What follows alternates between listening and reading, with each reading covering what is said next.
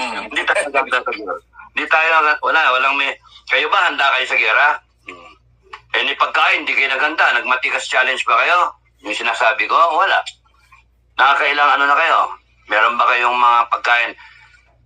Ang effect kasi niyan, kunyari, granting, may sumiklab na ek-ek dyan sa West Philippine Sea or doon sa may Taiwan Strait.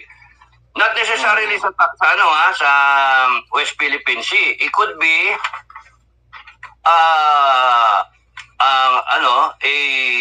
an escalation, pwedeng nagkaroon ng girian o kaya ng biglang siklab, not necessarily tayo.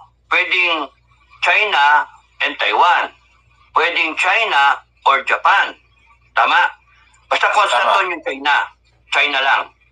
Hindi pwedeng pwede, siguro yung